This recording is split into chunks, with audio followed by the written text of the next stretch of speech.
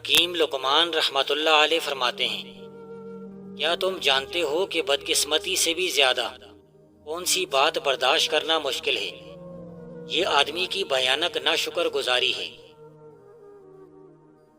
انسان ہی وہ جاندار ہے جسے دنیا میں اتنی شدید مشکلیں اور مصائب برداشت کرنا پڑتے ہیں کہ اسے ہنسی ایجاد کرنا پڑی۔ عقل مند دوسروں کی اور بیوقوف اپنی غلطیوں سے سبق سیکھتے ہیں۔ انسان کلیتاً پاگل ہے، وہ ایک پتا یا حقیر چونٹی نہیں بنا سکتا، لیکن پیسوں کو خدا بنا لیتا ہے۔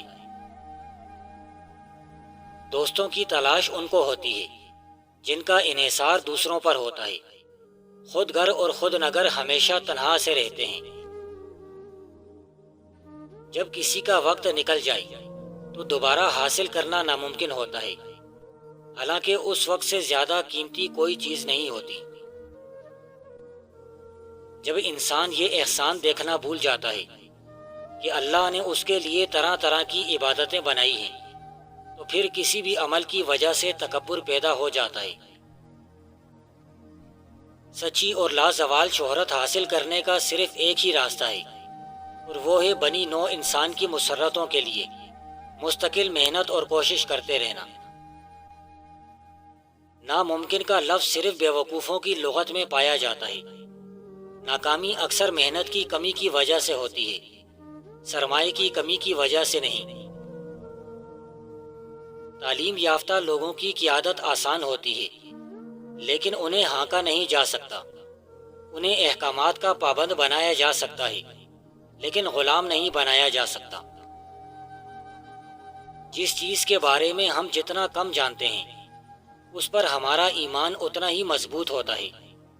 جو چیز دیکھو اس پر آدھا یقین کرو، اور جو سنو اس پر بالکل یقین نہ کرو۔ اگر عیاشی کو ابتدا میں نہ روکا جائے تو وہ آہستہ آہستہ ضرورت بن جاتی ہے۔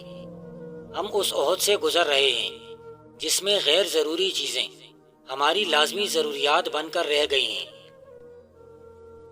شہرت کی غیر فانی فہرست سے ایسے نام بھی شامل ہیں جس کی وجہ سے شہرت شرمندہ و نادم ہے۔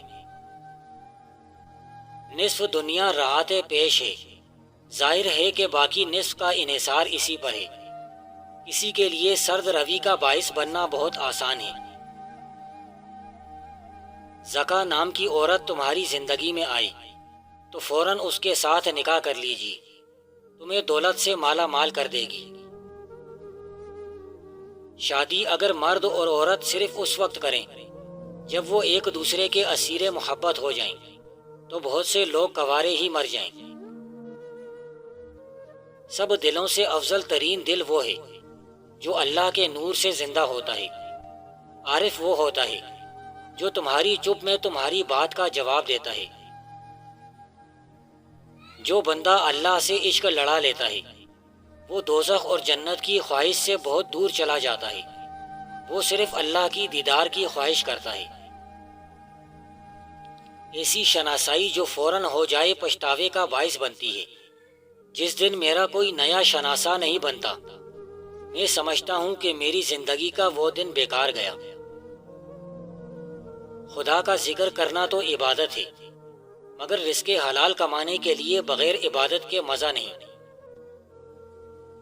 وجد کی حالت الفاظ میں نہیں ڈل سکتی، کیونکہ یہ یقین والے مومنوں کے ہاں اللہ کا ایک بھید ہوتا ہے۔